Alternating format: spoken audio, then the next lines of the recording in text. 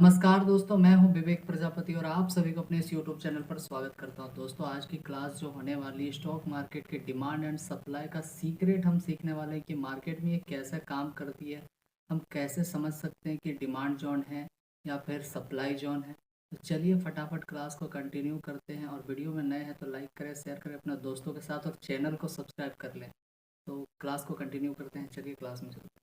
तो दोस्तों, demand and supply का जो सीक्रेट है बिल्कुल आसान भाषा में हम समझेंगे। सबसे पहले क्या है डिमांड जोन। जब भी प्राइस डिमांड जोन पर आएगा, अगर वहाँ से अच्छे बायर्स बैठे हैं तो मार्केट वहीं से वापस चला जाएगा, यानी कि डिमांड जोन। आपको पता होगा एक ये लाइन है जिसको हम सप्लाई जोन कहते हैं और एक ये लाइन होता है जिसको हम डिमांड जोन के नाम से जानते हैं। जैसे ही अगर मार्केट यहाँ आता है, ठीक है, यहाँ आता है और यहाँ पर कहीं अच्छे बायर्स अगर बैठे होंगे तो मार्केट यहाँ से आकर वापस फिर ऊपर चला जाएगा। ठीक है, और भी डिटेल से सीखेंगे इसको, अभी चार्ट में हम देखने वाले हैं। दूसरा क्या है, सप्लाई जोन किसे कहते हैं? ऐसा जोन जहाँ पर प्राइस रिजेक्ट होता है नीचे के लिए और प्राइस नीचे आता है, डाउन ट्रेंड बनाता है, उसको हम सप्लाई जोन कहते हैं। अगर आप देखेंगे तो ये अगर सप्लाई जोन है, ये वाला, जैसे यहाँ पर कहीं प्राइस रिजेक्ट किया होगा, हुआ होगा, तो ये नीचे आता है ना डाउन ट्रेंड बना के, इसको हम सप्लाई जोन कहते हैं। और भी डिटेल से देखेंगे। देखिए यहाँ पर डिमांड जोन किसे कहते हैं? एक ऐसे जोन जहाँ पर प्राइस नीचे की ओर आता है और वहाँ से अप ट्रेंड बनाने की संभावना होता है, उसे हम डिमांड जोन कहते हैं। एक बात मैं फिर से बता दूं कि स्टॉक मार्केट में 100% कोई भी चीज़ नहीं होता है, इसीलिए यहाँ पर मैंने लिखा है संभावना होता है। ठीक है, क्योंकि इसमें 100% कोई भी चीज़ ऐसा नहीं होता है। आगे क्या है, strength of the price move from base. चलिए देखते हैं क्या है। आप ये देखेंगे, अब यहाँ पर आपको समझने वाला बात है, यहाँ पर जो ये कहीं पर ये सप्लाई जोन है, ठीक है।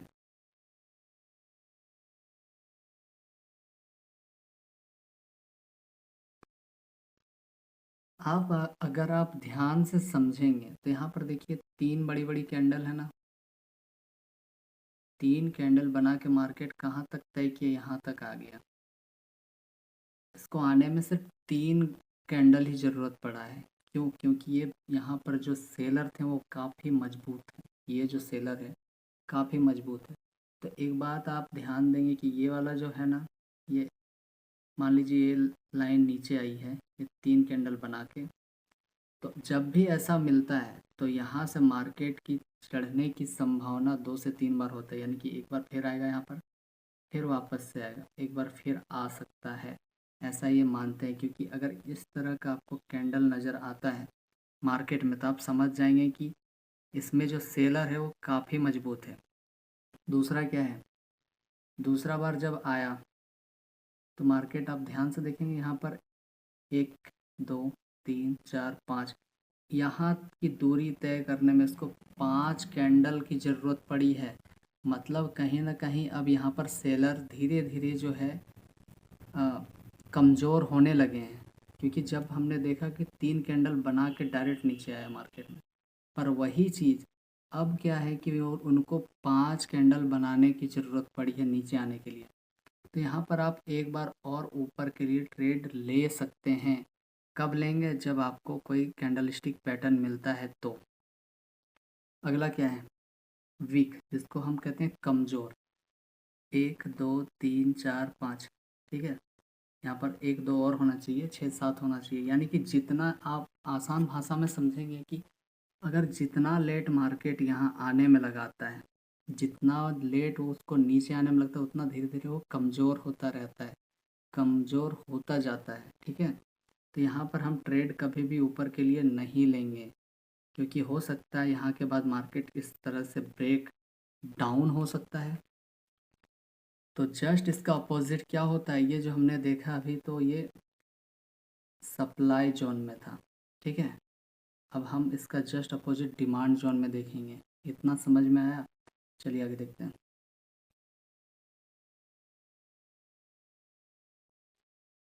अब आप ध्यान से देखेंगे, यहाँ पर ये क्या है, डिमांड जोन है ना।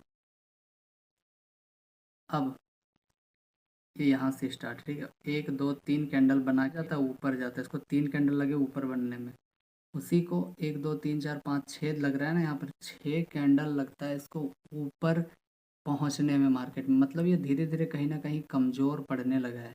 अगला क्या है जो सबसे वीक माना गया है, वो कौन होता है, ये देखिए यहाँ पर कितने कैंडल लग गए हैं इसको ऊपर जाने में, 1 2 3 4 5 6 7 8, कहीं ना कहीं इसको 8 कैंडल बनाने पड़े हैं ऊपर जाने के लिए।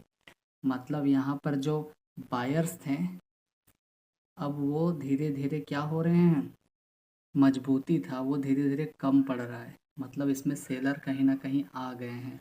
सेलर जब भी आगे आएंगे तो या तो यहाँ पर बहुत ज़्यादा फाइट होगा, उसके बाद ही मार्केट क्या हो सकता है, ब्रेकआउट हो सकता है।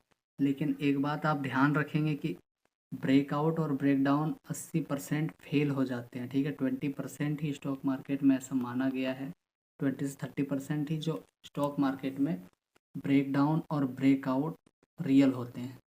इतनी समझ में आई बात, आगे बढ़ें। चलिए देखते हैं, जो अभी हमने देखा उसका जस्ट इसको देखिए। अगला क्या है ये आप लिख लेना, ठीक है। इसका सीक्रेट क्या है, देखिए सीक्रेट, जब भी बड़ी बड़ी कैंडल बनाकर मार्केट नीचे जाएगा, ए पॉइंट से बी पॉइंट तक आएगा, या तो वह जगह जहाँ से मार्केट आया है वहाँ एक अच्छा सप्लाई जोन है, ठीक है। आगे समझते हैं। अब आप बोलेंगे कि ये ए पॉइंट और बी पॉइंट क्या था, तो आप अगर इसके चार्ट में देखेंगे तो समझ में आएगा। मान लीजिए ये हमें ए पॉइंट से ये बी पॉइंट का नाम रखा, ऊपर से नीचे का जो है ना ए पॉइंट से बी पॉइंट आने में जो टाइम लगता है उसका भी सेम टाइम है, पर कैंडल ज़्यादा लगा, फिर सेम टाइम है पर कैंडल ज़्यादा बनाया, यानी कि धीरे धीरे मार्केट कहीं ना कहीं कमज़ोर पड़ रहा है, ठीक है। अब आप देखेंगे यहाँ पर जो 3 कैंडल हमने देखा था, ये 3 वही है जो हमने अभी देखा, जो मार्केट नीचे आ रहा था, ठीक है। भाई 3 कैंडल यहाँ एक वेरी स्ट्रॉन्ग कैंडल है, क्योंकि ऐसे भी यहाँ तक मार्केट को आने में सिर्फ 3 कैंडल बनाने पड़े हैं। अगली बार मार्केट यहाँ से वापस ऊपर जाएगा, मतलब सप्लाई जोन पर जाएगा, तो मार्केट का एक बार गिरने की चांसेस 90 से 95% वापस से गिरेगा। यानी कि मार्केट ऐसे आया था ना, तो यहाँ पर जब ये 3 कैंडल बनाया, ठीक है, अब यहाँ से जो स्ट्रॉन्ग ये बना ना, तो यहाँ से मार्केट की ऊपर जाने की चांसेस 90 से 95% है। मतलब आप यहाँ से यहाँ तक बाई कर सकते हैं। उसके बाद यहाँ से फिर नीचे आने के बाद देखना पड़ेगा कि यहाँ पर कितने कैंडल बन रहे हैं।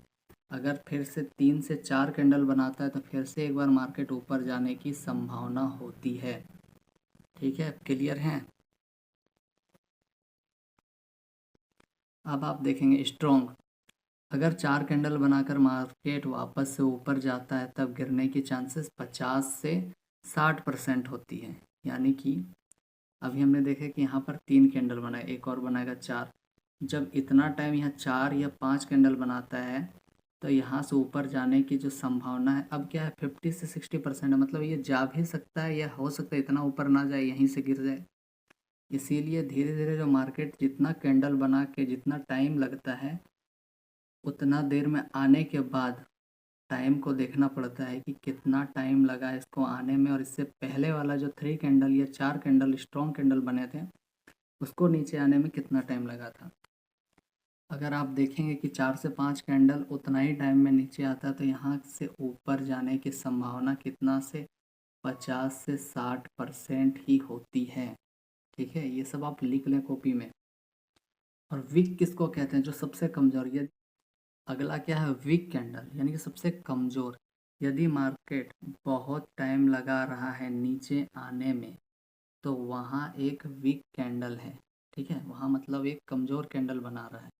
तब मार्केट अगर यहाँ से जब भी ऊपर जाएगा और सप्लाई जोन पर मार्केट वापस जाएगा तो वहाँ से मार्केट रिवर्स करने या गिरने की संभावना कम होगी। मतलब 20 से 30% ही ऐसा चांसेस बनता है कि मार्केट गिर सकता है।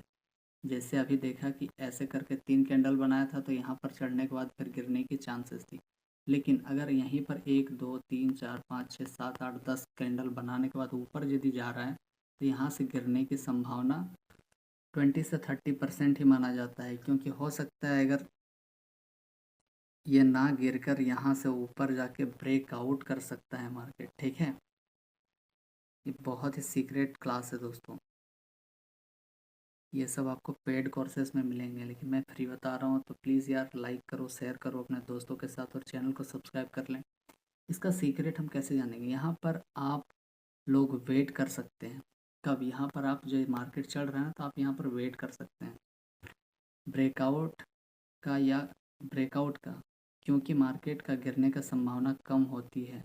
तो ब्रेकआउट या ब्रेक डाउन की ओर चला जा सकता है। मतलब अगर आप डिमांड से ऊपर की ओर देखते हैं, सप्लाई की ओर, तो ये ब्रेकआउट होने के चांसेस है। और अगर सप्लाई से मार्केट नीचे आ रहा है तो आपका ब्रेक डाउन होने की चांसेस इसमें बढ़ जाता है। तो आपको वेट करना चाहिए, नहीं तो आप फिर मार्केट के पीछे कभी नहीं भागना चाहिए। मैं तो बताया हूँ कि मार्केट जो प्रो ट्रेडर होते हैं वो मार्केट का अपना लेवल में आने का इंतज़ार करते हैं। लेकिन जो फुल ट्रेडर होते हैं, फुल मतलब मूर्ख ट्रेडर होते हैं, वो क्या करते हैं? मार्केट का पीछा करते हैं, मार्केट के पीछे भागते हैं। तो आपको क्या करना है? क्या मार्केट का पीछा करना है या फिर अपने लेवल का आने का वेट करना है?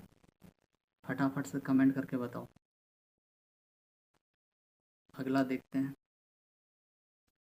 Demand zone. यदि डिमांड जोन पर 3 कैंडल भारी भारी दिखाई पड़े तो मार्केट वहाँ से अगर वापस नीचे आता है तो 2 से 3 बार ऊपर जाने की संभावना। अभी हमने देखा है कि मार्केट जब सप्लाई जोन में था तो ऐसे आने के बाद ये वाला जो लाइन था, तो 1 और ये 2 बार गिरने के चांसेस था। लेकिन अब जस्ट उसका उल्टा है।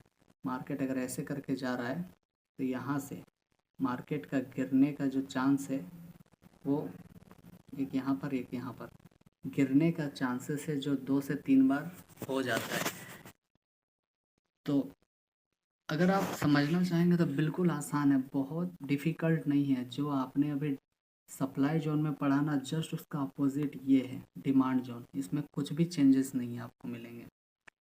तो आप पीछे करके वीडियो को देख सकते हैं। अगर जिन किन्हीं को समझ में नहीं आ रहा, आप 1-2 बार पीछे करके वीडियो को देखिए, बिल्कुल समझ में आएगा। अगला क्या है? Demand zone strong. ठीक है, ये आपका वेरी स्ट्रॉन्ग है। भी यस, ये फ़ोन में नहीं लिखता है, फिर भी मैं ट्राई कर रहा हूँ क्योंकि फ़ोन पता नहीं, मतलब इसमें जो है राइटिंग सही से नहीं हो रहा, स्पेस भी बहुत कम होता है। ठीक है, तो ये आपका वेरी स्ट्रॉन्ग था, ये स्ट्रॉन्ग है। ठीक है, 4 कैंडल यहाँ पहले वाले से ज़्यादा कमज़ोर है, इसलिए इसमें 1 से 2 बार ही नीचे आने से ऊपर जा सकता है। अभी हमने देखा था उसमें कि अगर 4 कैंडल बनते हैं तो 50 से 60% ही होता है कि ऊपर से नीचे, नीचे से ऊपर जाने की संभावना होती है। ठीक है, उसके बाद डिमांड जोन में वीक, जो सबसे, इसमें 8 से 10 कैंडल बनाकर मार्केट ऊपर गया तो वहाँ पर यह सबसे कमज़ोर माना जाता है। और अगर यह ऊपर से नीचे आया तो वहाँ से ब्रेक डाउन हो सकता है। समझ में आया? यहाँ से अगर मार्केट नीचे आता है तो यहाँ से फिर ब्रेक डाउन भी हो सकते हैं, यानी कि ऐसे ऐसे चढ़ा और यहाँ पर यदि आ रहा है और यहाँ पर 15-20 मतलब 8-10 कैंडल बने तो यहाँ से ऊपर जाने की वजह नीचे ब्रेक डाउन कर सकता है। ये चीज़ आप लिख लें कॉपी में, बहुत सीक्रेट क्लास है दोस्तों। ये सब आपको कहीं भी फ्री में नहीं बताया जाता है, कहीं भी।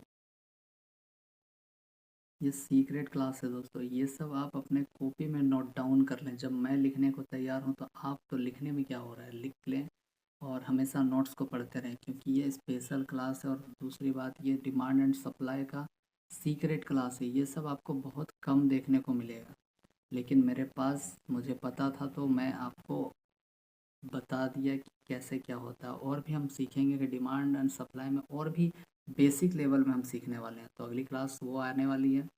तो दोस्तों, वीडियो में नए हैं तो अभी लाइक करें, शेयर करें अपने दोस्तों के साथ और सबको बता दो कि सप्लाई जोन और डिमांड जोन कैसे काम करता है मार्केट में। अगला क्या है, सेम सप्लाई जोन का उल्टा डिमांड जोन होता है। अभी हमने देखा पिछली क्लास में, मतलब पिछले पेज में, time spend at this base. अब आप ये सप्लाई जोन है, अगर आप यहाँ पर से देखेंगे तो यहाँ पर मार्केट कितना देर वेट किया, बस एक या दो कैंडल बना के उसके बाद मार्केट नीचे आया, तो स्ट्रॉन्ग है, स्ट्रॉन्ग है। उसके बाद कितना देर यहाँ पर लगाया, तो आप देखेंगे एक दो तीन, मतलब तीन कैंडल लगा दिया मार्केट वहाँ पर वेट करने में कि उसको ऊपर जाना था कि नीचे, तो थोड़ा सा स्ट्रॉन्ग जो है कम हो गया, मतलब ये नंबर 1 था तो ये नंबर 2 में आ गया। और वीक क्यों हुआ, क्योंकि यहाँ पर आप देखेंगे यहाँ पर कितना देर मार्केट वेट किया, एक दो तीन चार पाँच छः कैंडल बनाया। अब आप अगर ध्यान से समझेंगे तो आपको समझ में आएगा कि यहाँ पर ये जो बायर्स ऊपर जा रहे थे तो यहाँ पर कहीं ना कहीं सेलर जो थे, यहाँ पर सेलर जो काफ़ी मजबूत बैठे थे। मतलब जैसे ही बायर्स सेलर के जगह पर, यानी कि यहाँ पर इस प्लेस में टिकना चाहा, सेलर क्या क्या उठा के नीचे फेंक दिया कि चलो भागो यहाँ से, हम लोग हैं, हम रहेंगे यहाँ पे, ये हमारा घर है, तुम अपने वापस जाओ। तो क्यों हुआ ऐसा, क्योंकि यहाँ पर आप देखेंगे कि ये जो टाइम लगा बहुत कम टाइम लगा, इसीलिए यहाँ पर जो थे सेलर काफ़ी मजबूत थे, इसीलिए बायर्स को उठा के नीचे फेंक दिया और मार्केट नीचे आ गया। ठीक है, अब आप देखेंगे कि उतने टाइम में फिर से बायर्स क्या किए, बायर्स ऊपर जाने की फिर से मजबूती बनाए कि चलो अब फिर ऊपर चलते हैं। पर यहाँ पर आप ध्यान से देखेंगे कि सेलर अब थोड़े थोड़े से कमज़ोर पड़ गए थे, इसलिए 3 से 4 बार इनको रुकने को मिला यहाँ पर। उसके बाद मार्केट नीचे आया। लेकिन वीक में क्या हुआ, आप देखेंगे यहाँ पर कितना टाइम से, बहुत टाइम से आपस में लड़ते झगड़ते रहे, यानी कि यहाँ पर ये था कि सेलर जो थे अब बहुत ज़्यादा कमज़ोर पड़ गए थे, बिल्कुल कमज़ोर पड़ गए थे, इसलिए मार्केट थोड़ा टाइम के बाद ही नीचे आया। जस्ट उसका उल्टा डिमांड जोन में होता है। अब आप ध्यान से देखेंगे यहाँ पर जब सेलर मजबूत थे तो बायर्स के पास आए, अब बायर्स उससे ज़्यादा मजबूत थे तो सेलर को क्या कि उठा के बाहर फेंक दिए कि जाओ ये हमारा जगह है, हमारा प्लेस है, यहाँ पर तुम नहीं रह सकते हो। तो फिर मार्केट वापस से क्या कि थोड़ा देर ही रुका होगा यहाँ पर, उसके बाद मार्केट ऊपर चली गई। दूसरा क्या हुआ कि सेम उसका ये 2 से 3 बार यहाँ पर रुका। अब क्या हुआ, बायर्स धीरे धीरे कमज़ोर पड़ गए थे, इसीलिए सेलर अपना जगह धीरे धीरे बना रहे थे। फिर तीसरी बार क्या हुआ कि कई बहुत सारा टाइम लगा है यहाँ पर, आपस में लड़ाई हुआ, झगड़ा हुआ, क्या हुआ ये तो पता नहीं, लेकिन हम इस कैंडल को देख के समझ सकते हैं कि काफ़ी लड़ाई होने के बाद, यहाँ पर बहुत ज़्यादा टाइम लेने के बाद मार्केट ऊपर गया है, यानी कि अब जो थे बायर्स बिल्कुल कमज़ोर हो गए थे। इतना समझ में आया, बिल्कुल आसान है, इसको आप 1 से 2 बार वीडियो को देखेंगे ना तो बिल्कुल समझ में आएगा, क्योंकि जो आपका डिमांड जोन में है वो सप्लाई जोन में है, बस जस्ट अपोजिट है, कुछ भी अलग नहीं है। आप एक को समझ जाएंगे ना तो दूसरा यूं ही समझ में आएगा। चलिए आगे बढ़ें। आगे आप देखेंगे फ्रेज जोन किसको कहते हैं, तो मुझे ये लिखना पड़ा, मतलब चार्ट मुझे मिल नहीं रहा था और ये फ़ोन में वैसा बनता नहीं है, ऐसे करके छोटा छोटा तो अजीब टाइप का लगता, समझ नहीं आता, इसलिए मैं अपने कॉपी में इसको लिख कर एक फ़ोटो क्लिक किया आप लोग को समझाने के लिए। अब देखिए फ्रेज जोन क्या होता है। आप देखेंगे सप्लाई जोन में रिट्रेसमेंट 1, ठीक है, 1 2 3, 3 कैंडल जब भी आया तो मार्केट क्या हुआ, ऊपर गया था, हमने पढ़ा था अभी। 1 2 3 4 कैंडल बनाया तो कितना बार चांसेस था, 1 से 2 बार, मतलब ऐसा चांसेस माना जाता है। चौथा क्या था, तो इसमें जो स्कोर इसको मिला तो 1 है, मतलब 100% है कि 1 जाएगा ही। इसमें 1 से 2 बार ही होता है कि नीचे आता जाता है, ठीक है। लेकिन रिट्रेसमेंट 3 को अगर देखेंगे तो 1 2 3 4 5 कैंडल बनाने के बाद एक ऊपर गया, फिर ऊपर गया, फिर नीचे, फिर ऊपर, से करके मार्केट चलता ही रहता है, ठीक है। जस्ट इसका अपोजिट है, 1 2 3 कैंडल बना फिर मार्केट नीचे, 1 2 3 4 बना फिर मार्केट एक बार नीचे, फिर ऊपर, फिर नीचे, 1 2 3 4 5, यहाँ पर और भी सारा कैंडल होना चाहिए, पर एक बार नीचे आया, फिर ऊपर, फिर नीचे, फिर नीचे, फिर ऊपर, ऐसे करके मार्केट चलता ही रहता है। अगर आप ध्यान से समझेंगे ना तो स्टॉक मार्केट में जो सारा खेल है, एक तो पहला डाउ थ्योरी का है, दूसरा कैंडल स्टिक पैटर्न का है, और तीसरा है जो सप्लाई जोन, जो बिल्कुल बेसिक से हम लोग सीख रहे हैं और एडवांस लेवल में सीख रहे हैं। ठीक है, तो अगला क्लास बहुत ही इम्पोर्टेंट होने वाला है। अगला देखते हैं कुछ है क्या। अच्छा, अगला तो कुछ भी नहीं है। तो दोस्तों प्लीज़ यार सपोर्ट करो, शेयर करो अपने दोस्तों के साथ, लाइक करें और सब्सक्राइब कर लें ताकि ऐसे वीडियो आप तक पहुंच सके। और आप अब तक जितने लॉसेस कर रहे थे तो शायद अब आपका लॉस रुक सकता है अगर आप अच्छे से पढ़ेंगे। तो आप एक एक चीज़ पढ़िए और एक एक चीज़ आपको जो है नोट्स में बना कर रख लीजिए, क्योंकि ये सब जो मैं पढ़ा रहा हूँ ना, ये आपका पेड कोर्सेस में मिलेगा, जिसका प्राइस है 10,000 15,000, कहीं कहीं लाख भी रुपए ले रहे हैं, चार्ज है। तो मैं आपको जब फ्री में दे रहा हूँ तो इसकी शायद आप लोग वैल्यू अभी नहीं समझ रहे हैं, लेकिन जिस दिन आपको समझ में आएगा तो उस दिन आप मेरे कमेंट में आके ऐसे ही बोलोगे कि भाई तुमने गजब का बताया था। तो प्लीज़ यार एक लाइक, शेयर और सब्सक्राइब कर दो। उसमें करने में क्या जा रहा है, जब मैं इतना मेहनत कर रहा हूँ आप लोग के लिए, तो एक मेहनत के लिए ही मैं आपसे एक सब्सक्राइब मांग रहा हूँ, लाइक मांग रहा हूँ, और शेयर कर दीजिए अपने दोस्तों के साथ जो अब तक लॉसेस कर रहे थे। तो चलिए मिलते हैं अगली वीडियो में, जो कि बहुत ही ज़बरदस्त होने वाली है। वो भी डिमांड एंड सप्लाई की वीडियो होने वाली है, क्योंकि हमने डिमांड और सप्लाई पूरा है जो क्लियर करने वाले हैं एक बिल्कुल आसान भाषा में। तो चलिए मिलते हैं अगली क्लास में, तब तक के लिए बाय बाय, गुड नाइट, आप अपना ध्यान रखें।